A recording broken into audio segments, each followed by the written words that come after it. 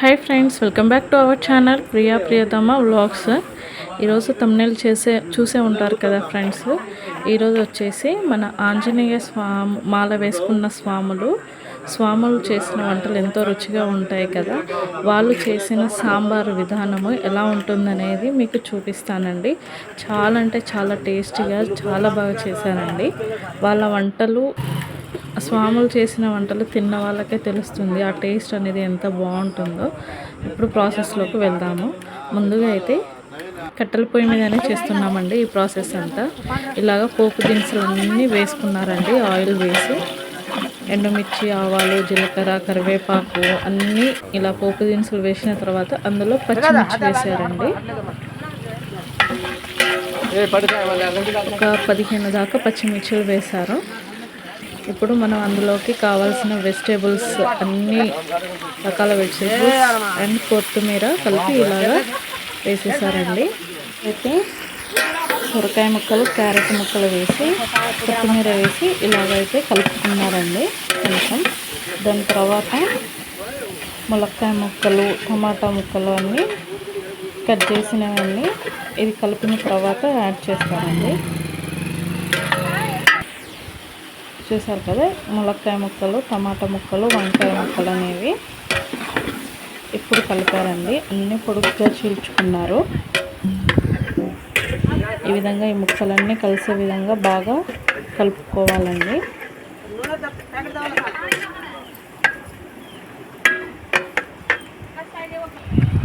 ఇప్పుడు దానికి తగినంత సాల్ట్ అండి, టేస్ట్కి తగ్గట్టు సాల్ట్ వేసుకోవాలి అందులో.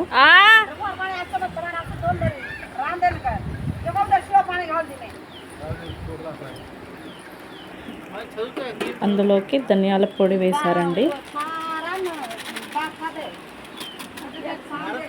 ఇప్పుడు ధనియాల పొడి వేసిన తర్వాత అందులోకి సాంబార్ పొడి యాడ్ చేశారు. ఇది MTR సాంబార్ పౌడర్ అండి, వాళ్ళు వేసింది.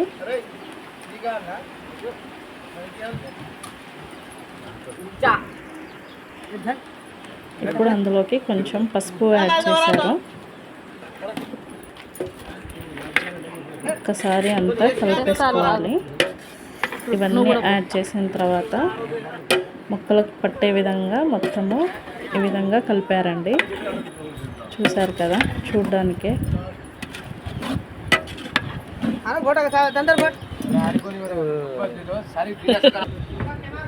ఈ విధంగా కారం గిట్లన్నీ యాడ్ చేసుకొని కలుపుకోవాలండి. అందులో కొంచెము వాటర్ వేశారు.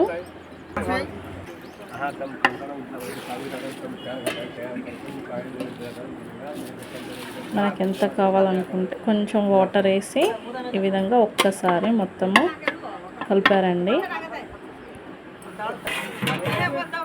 ఉడకనిచ్చిన తర్వాత ఇప్పుడు అందులోకి మనం ఉడకబెట్టుకున్న పప్పును యాడ్ చేశారు.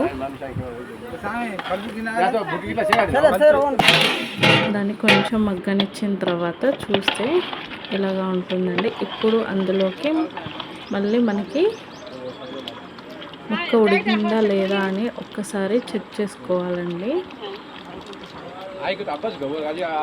ఇలా కొంచెం పప్పు వేసి ఉడికించిన తర్వాత ఇప్పుడు అందులోకి చింతపండు రసము అవన్నీ యాడ్ చేస్తారండి.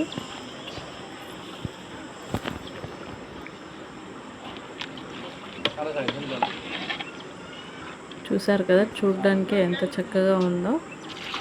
ఇప్పుడు మన అందులోకి మనకు కావాల్సినంత లూజుగా వాటర్ వేసుకొని ఉడకనివ్వాలి.